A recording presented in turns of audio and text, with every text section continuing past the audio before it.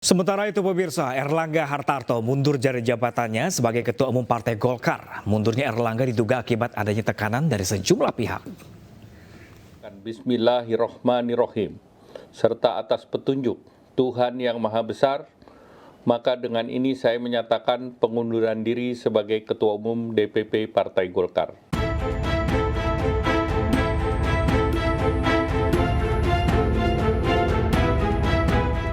Erlangga Hartarto mundur dari jabatannya sebagai Ketua Umum Partai Golkar. Erlangga menyatakan resmi mundur dari jabatan Ketua Umum sejak Sabtu 10 Agustus 2024. Mundurnya Erlangga menimbulkan tanda tanya bagi sejumlah pihak. Dugaan adanya tekanan kepada dirinya pun muncul ke permukaan. Tidak mungkin Pak Erlangga mundur tanpa adanya tekanan politik yang luar biasa. Jadi boleh dikatakan bahwa mundurnya Pak Erlangga ini adalah momentum bersatunya kekuatan atau faksi eksternal dan faksi-faksi internal di Partai Golkar yang menginginkan Pak Erlangga mundur. Namun dugaan ini dibantah Partai Golkar. Golkar menegaskan mundurnya Erlangga tidak ada hubungannya dengan masalah eksternal. Oh, tidak ada.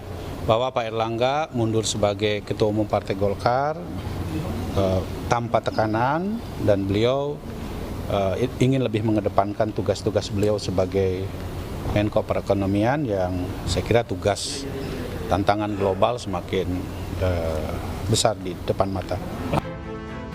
Sebelumnya Erlangga sempat diperiksa sebagai saksi pada Juli 2023 terkait kasus dugaan suap ekspor CPO.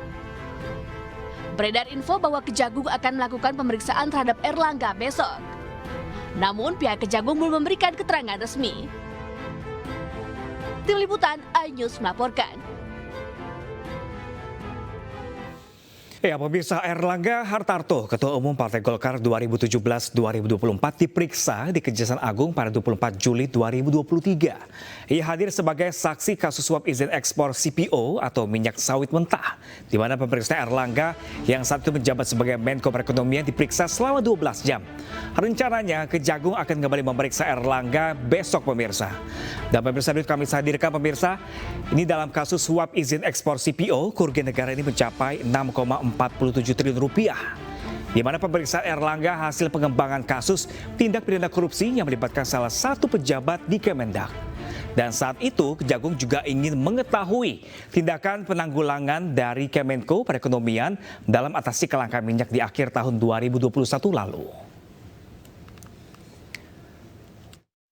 Ya, pemirsa, mundurnya Erlangga dari kursi Ketua Umum Partai Golkar, pemirsa, diprediksi berimbas pada peta politik dalam pilkada mendatang. Di Provinsi Banten, Golkar terancam menarik dukungannya terhadap Airin.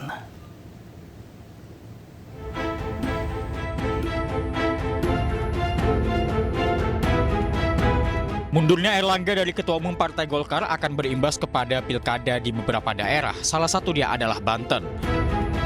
PDI Perjuangan yang awalnya berpotensi kerjasama dengan Golkar kemungkinan batal. Airin Rahmidiani pun bisa gagal maju dalam gelaran Pilgub Banten. Ada indikasi seperti itu, tetapi kalau di tingkat kabupaten kota itu relatif konfigurasinya menunjukkan representasi dari peta politik yang ada di daerah. Tetapi kalau terkait dengan Pilgub, memang ada berbagai skenario karena ada kepentingan kekuasaan itu. Namun hal ini dibantah Partai Golkar. Meski belum memastikan nasib Airin, namun Partai Golkar tekankan semua calon Golkar tetap berpeluang maju di pilkada mendatang. Proses menghadapi pilkada, terutama ini buat bapak-bapak dan ibu-ibu yang selama ini berinteraksi dengan Partai Golkar dalam proses pencalonan, apakah itu kader Partai Golkar atau kader partai yang lain, insya Allah tidak terganggu. Bapak-bapak dan ibu-ibu tetap akan bisa didukung dan dicalonkan oleh Partai Golkar. Kontestasi pilkada di Banten saat ini terbagi menjadi dua kubu. Di satu sisi, pasangan Andra Saudi Dimyati mendapat dukungan dari partai pengusung Prabowo Gibran di Pilpres 2024, kecuali Partai Golkar. Sementara di sisi lain, Partai Golkar mengusung kadernya Airin Rahmidiani untuk maju di Banten. Bahkan Partai Golkar sempat diprediksi akan berkoalisi dengan PDI Perjuangan. Tim Liputan, iNews melaporkan.